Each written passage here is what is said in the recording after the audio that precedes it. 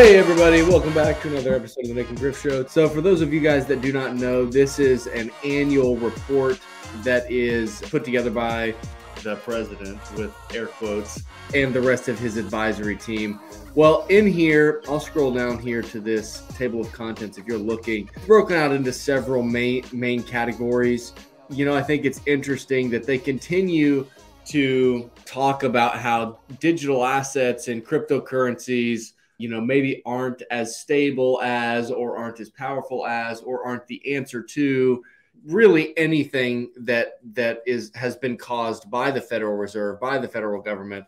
So it's kind of interesting to see what their takes are on these things. And I think it's interesting to look at this to understand what their narrative is. So I'm just going to pop over here. There's one main piece that I want to look at, and it is in the 8th chapter that is all about digital assets. And they've got a side note in here that is all about what are the functions of money. That's what this section is titled here. So I just want to read this for you guys. Let's jump into it. In early history, bartering was a common way for people to exchange goods and services. Bartering, however, takes time because individuals need to find another person who is willing to trade one physical good or service for another. A workaround for this was the invention of money. Some of the earliest forms of money appeared in about 1200 BCE. Money's key innovation was to facilitate trade between individuals by using an item that had a common representation of value that was widely agreed upon by members of society. This is, instead of having to take a goat everywhere and hoping to find someone who wanted the goat, money enabled individuals to carry something that everyone valued, such as polished beads, which could be exchanged for a wide variety of goods and services. The first money was in the form of things like seashells, beaver pelts, and even large stones. Eventually, money took the form of specie, it says, or coins such as gold and silver, which could be produced to a specific standard of weight. While money like coin money, metal money, was decidedly more convenient than carrying around a goat, it was still cumbersome to transport. To get around this, paper money was created, which was substantially easier to transport. To ensure that paper money still had financial value, it was backed by real coin and metal money. That is, the paper money essentially served as a promissory note for coin money sitting in a bank, and it could be freely redeemed. Now, here's where it gets interesting, Griff. I want to see if you can recognize maybe a ginormous piece that's missing in this story. This system worked well, but it had a key vulnerability that became a common theme of many crises. Banks could earn higher profits by issuing more paper currency than the amount of gold coin currency they held in their vault. Okay, I do actually agree with that piece. For example, a bank could hold 50 gold coins, but could issue 100 units of paper currency, each giving the holder the right to one gold coin. Then, if all holders of the currency demanded their money back at the same time, the bank would not have enough gold coins to meet the holders' redemptions. Sound familiar? Sound like the current banking crisis? That's exactly what has happened. This dynamic, referred to as a bank run, also has a long history, dating back to as early as the 4th century BCE. Okay, so let's pause here before it moves to the next paragraph. Yes, this is absolutely true, right? We realize that, let's just say gold was the hardest form of money that we'd found up to this point. And we said, hey, let's use this. But gold has a similar problem to Bitcoin in the scalability aspect. It's difficult to move gold around. Now, Bitcoin you can move around, but gold was difficult to move around. It's difficult to verify. And if you want to use it on a global basis, man, you can't use it with the internet, right? But the early answer for the scalability of gold was, hey, let's use paper money that represents some standard amounts of gold, and we'll keep the gold in the banks, and we'll use this paper money to transact day to day.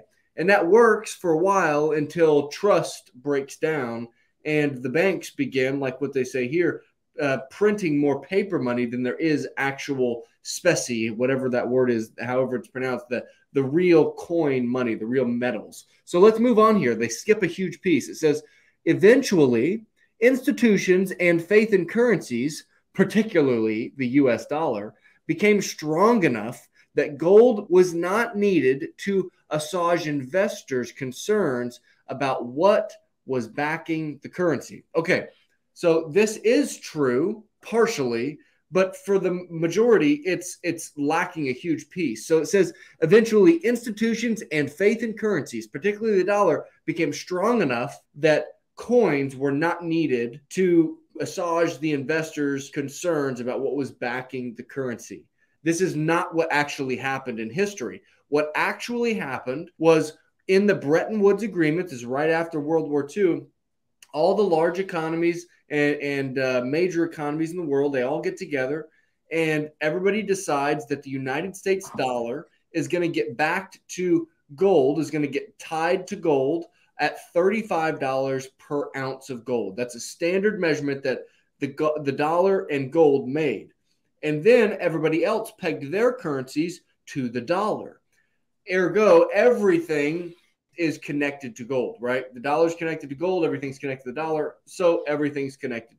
Well, then in 1971, as people started to realize, man, maybe the United States doesn't have all the gold that they say that they do, I'm going to call their bluff and I'm going to go get my money. I want to say, Griff, it was France maybe that even got in their ships and started heading to the United States. And then Nixon comes out famously in 1971 and says, we are going to temporarily suspend the dollar's convertibility to gold. And that is actually what creates the fiat money that becomes the US dollar. Now listen to what they say next. This led to the creation and adoption of fiat currency. Now, I think creation is maybe correct. Adoption was kind of forced, right? Because everybody was already using the dollar when it was made fiat. But it says this led to the creation and adoption of fiat currency, or currency issued by the government that is not redeemable for, some type of physical metal coin or money. Fiat currency's value is largely a function of, one, the currency being the only instrument with which individuals can pay taxes. I think that's pretty dirty, but true. Two, the strength of the government's institutions, such as the legal system and the military. Okay, I guess maybe you could say that in some way, shape, or form. And three, a shared social trust in the value of the money itself. I can agree with that. Now, I think the big piece here that's missing that they actually don't call out at all is that fiat money wasn't just created and the government said, hey, let's do this. And everybody said, hey, that's a great idea. Let's do that. That's not the way that it happened, which is how they're kind of saying or implying that it happened here. What actually happened was gold was the real money. Everybody decided that 1 ounce of gold was going to be worth $35. And then everybody said, well, I'm going to peg my currency to the dollar because it's pegged to gold. And then that connection was severed. And now we're all living in a world where we're forced to use fiat currency. So again, I think it's an important piece to note. The language that they use, what is the narrative that they are spinning, and are they spinning it in their own favor? I would argue that they maybe are. They're spinning it in their own favor, Nick, because the whole thing, they just went from seashells bartering to seashells to gold backed by fiat to fiat. And they omitted pretty much every example and reason why everything happened and how all of it happened. So the entire article is just a bunch of shit, and they're lying. Let's continue on this document here. It says money as defined in the Uniform Commercial Code, which we did talk about in, I think maybe not this past episode, but the one before where we talked about House Bill 1193.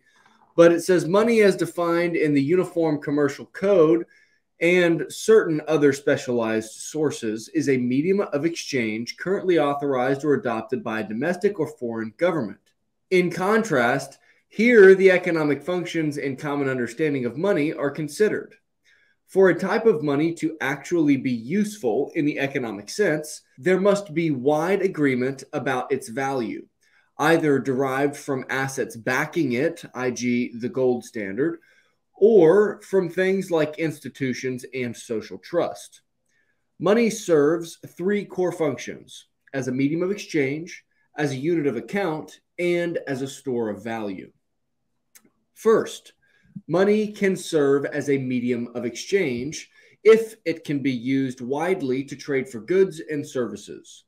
For example, the US dollar can be used for purchasing anywhere in the country and even in many places abroad. I agree with that. In contrast, for example, while cigarettes are often used inside prisons to trade for goods and services, they cannot be used to purchase groceries or to buy a plane ticket. Okay, fair enough. Second, money can be considered a unit of account if it acts as a benchmark upon which the values of different goods and services can be compared. For example, instead of estimating how many chickens it would take to trade for one cow, a person can instead simply express the value of chickens relative to cows through their respective monetary values. So, if one chicken costs $10 and one cow costs $2,000, then a person can simply use their relative dollar values to conclude that 200 chickens are worth the same as one cow. Finally, store of value.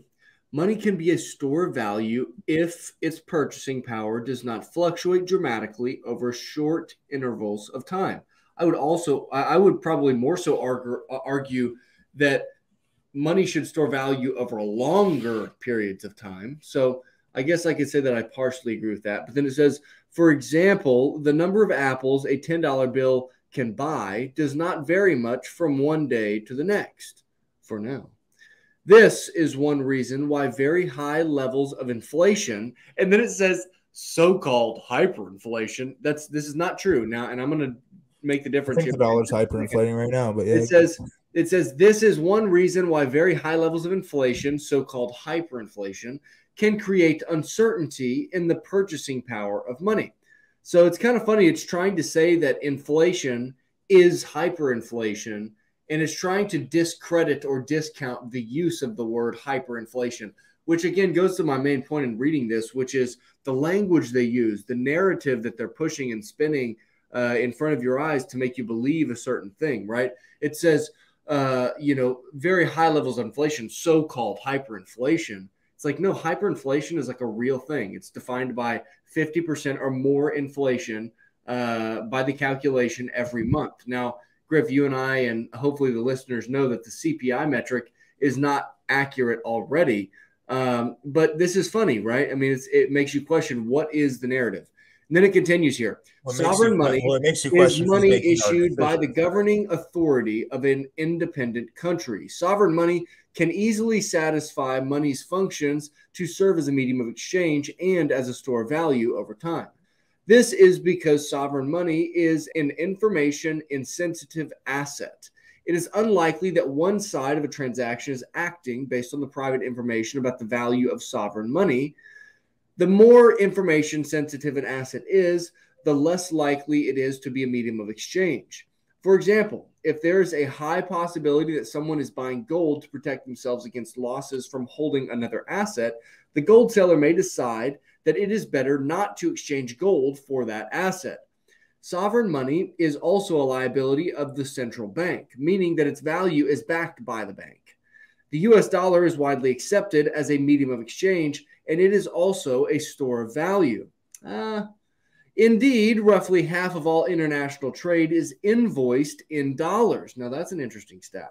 This does not mean that all sovereign currencies have the features of money. For example, Zimbabwe's currency lost its role as a store of value in 2007, when its annual inflation rate rose to over 66,000%. In Zimbabwe's case, consumers and firms shifted toward the widespread use of other sovereign currencies, which effectively replaced Zimbabwe's currency. Bank deposits also act as money. Banks offer deposit accounts to their customers, and these deposits are pegged one for one against sovereign currencies. The value of this private form of money is generally supported by a nexus of regulatory and supervisory requirements, such as capital and liquidity requirements designed to protect the customer against a possible bank run. This account-based private money is linked to an individual person or entity. In contrast to sovereign currencies, there are limits on account-based money to circulate. For example, if Jeff writes a check to Greta to pay rent, Greta's check from Jeff represents money that belongs to Jeff, i.e. the money that is linked to his deposit account. And she can redeem it in exchange for circulating cash or currency. Although Greta is legally allowed to exchange Jeff's check for gasoline, third-party checks are not widely accepted as a payment method. Hence, in reality, Greta first needs to cash the check and then purchase gasoline. Griff, I think this is kind of an interesting perspective on what money is. I think that there's a lot of stuff that's right in there, and I think that there's a lot of the words and the narrative and the real history that actually happened that has been twisted to make the dollar and the current establishment look better than it actually is. It's all marketing and propaganda. I mean, that's what it is. Hey, if you guys are not watching us right now, we do have video on Spotify and on YouTube. Go check out the YouTube channel. Seems like you guys are liking the YouTube channel, maybe a little bit more than the audio. So go see us on YouTube. Come follow us on Twitter as well. It is at Nick and Griff Show on Twitter. That's also everywhere else that you could find us on all the major podcast platforms, all that stuff. Also, if you are interested in some Satoshi Saturdays gear, just like the shirt that I've got on here, matches this logo that's right above me. Go check out the Satoshi shop. It's down in the description. We got some shirts and some long sleeves, some hoodies. Go check those out. Griff, it's always fun to hop on a Saturday and chat. We'll see you guys next week. Peace.